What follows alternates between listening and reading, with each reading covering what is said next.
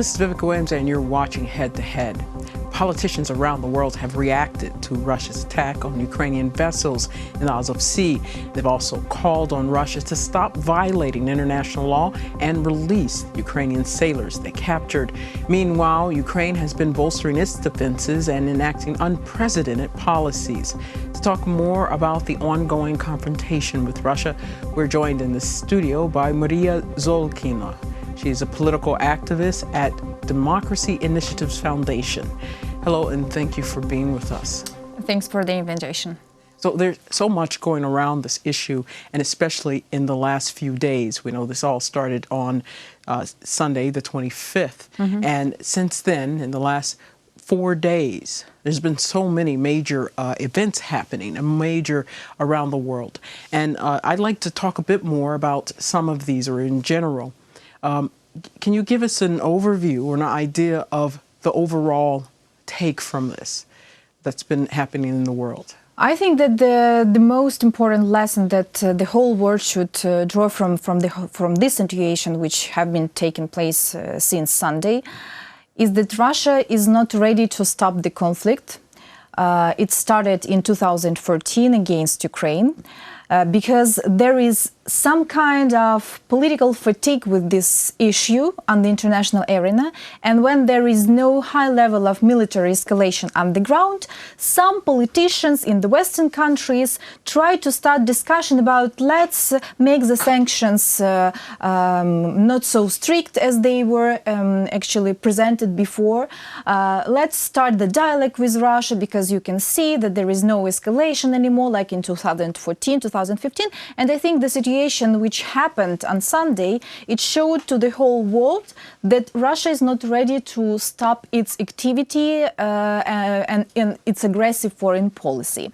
That's why the international organizations and certain foreign leaders reacted even more in a more active way than they have reacted before to the previous waves of Russian attempts to escalate the situation. And that's why... Yeah. Why do you think that has changed? I would imagine that this is a change from just being to the Ukrainian territory to where we're seeing that this is aggressive action in areas that other countries have more connection to.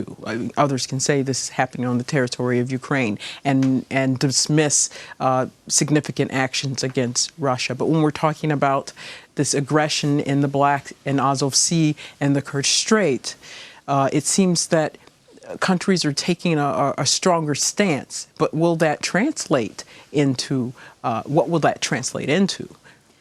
I think there are two important components why the reaction was so quick and why the reaction was even much more visible than maybe Russia could expect it. The first component of answer to this question is that almost all the Western countries which are indirectly involved in negotiations with Russia regarding the conflict, regarding the aggression, and are involved in the attempts to solve the problem, to find the solution for the conflict, they are not satisfied with the deadlock which we have in the framework of Minsk agreements implementation. So there is some kind of real political deadlock because Russia haven't limited its list of demands towards Ukraine since 2016, and Ukraine very in a clear way has demonstrated that we will not agree to any painful compromises which are proposed to us by Russia. That's why, since 2016, everybody tries to push the negotiations forward, but no progress we have so far. But now this is a different thing. This is very different in the sense that Russia's activity in the east of Ukraine, in the war there, they continuously deny that they have troops there, just as they denied about Crimea in 2014 with their unmarked troops. So they continuously deny that. But then we see here in the Black Sea, this is open aggression by official Russian sources, of which they cannot deny. Yes, and that's why the international community have no chance but to react very quickly, because all their hopes to close their eyes and to make and not to see, actually, not to pay attention to what is going on in Donbass, all these hopes have disappeared with the direct actions conducted by Russian official military forces, actually. This is why international community has to be involved in a more active way now. And the second answer, it is more long-term, I would say, in terms of its after effects, because everything Russia has been doing now against Ukraine might be used in the future against some other countries.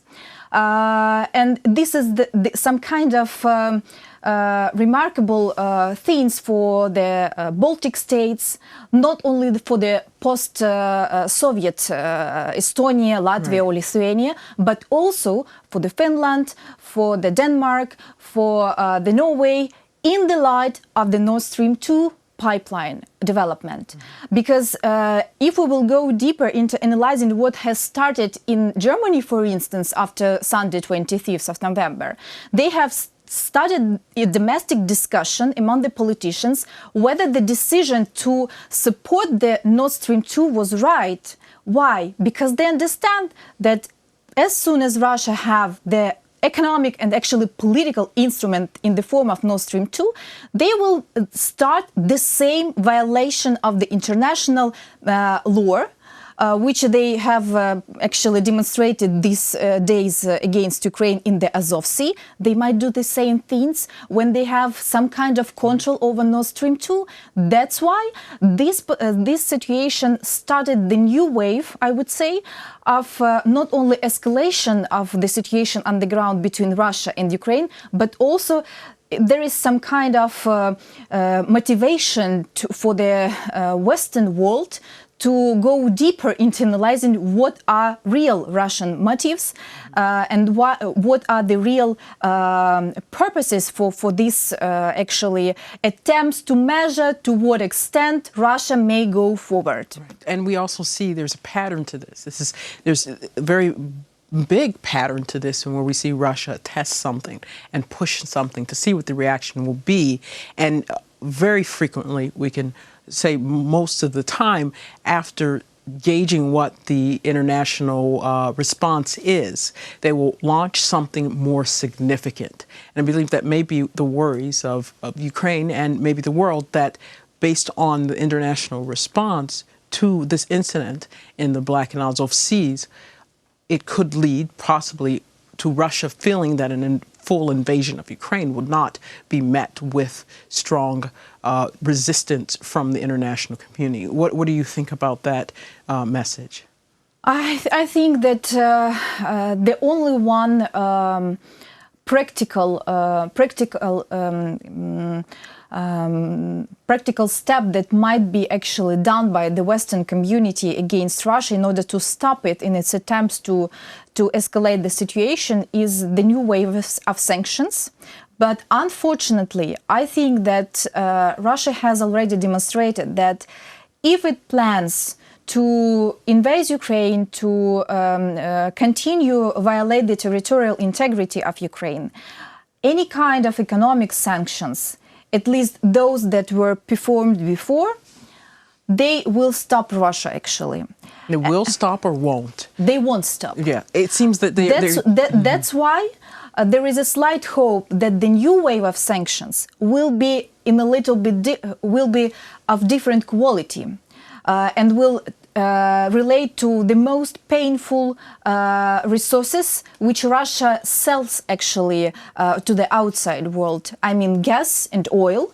And will relate to financial opportunities for Russia to involve some international money into Russia's economy.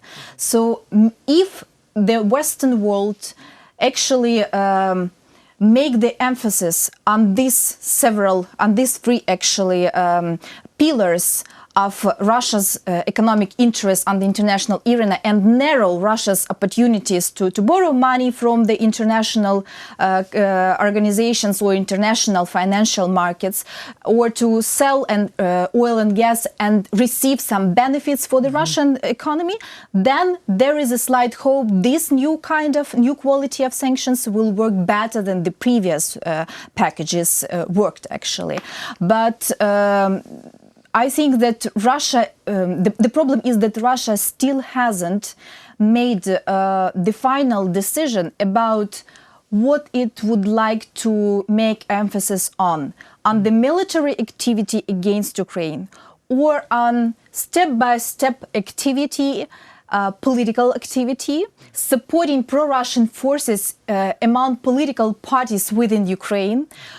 Especially, it's a very it might be much more significant instruments in the hands of Russia in the light of presidential and especially parliamentarian elections in 2019 in Ukraine.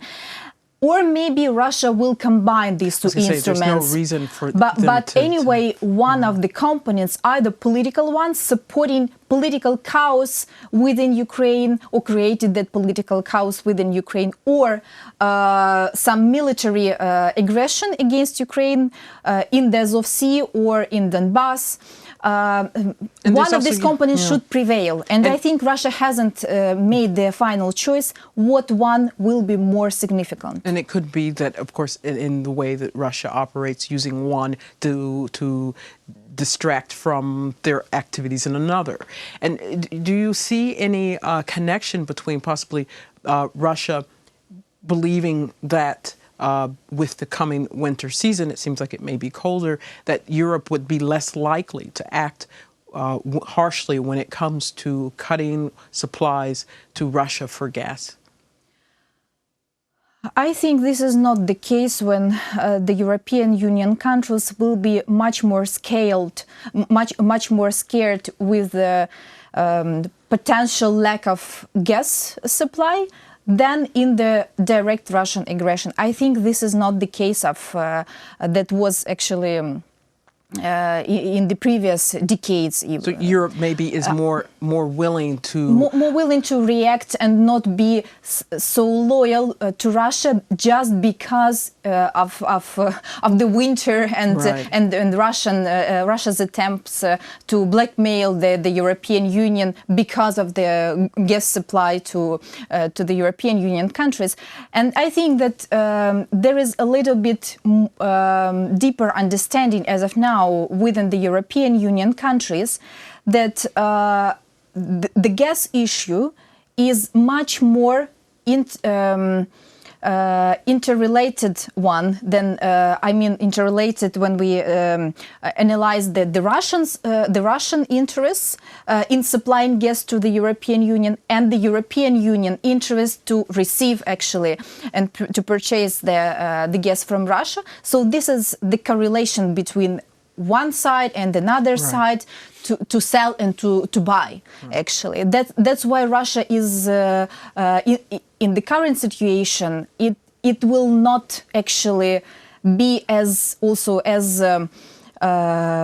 open in its attempts to blackmail the Western countries, just because it also have to receive some benefits, financial one, from selling the gas to the European countries. And what do you hold out any hope that something will develop, or there'll be some type of messages, and not just messages, action, or how G20 leaders will interact when it comes to the G20 summit in Argentina that will happen this weekend? I hardly expect that there will be some kind of full political isolation of Russian leader and of Russian Federation after the summit, because of several reasons, and one of them is that the foreign leaders still have at least one platform, international one, where they have the possibility to talk to Mr. Putin. We know that G8 was reduced to G7.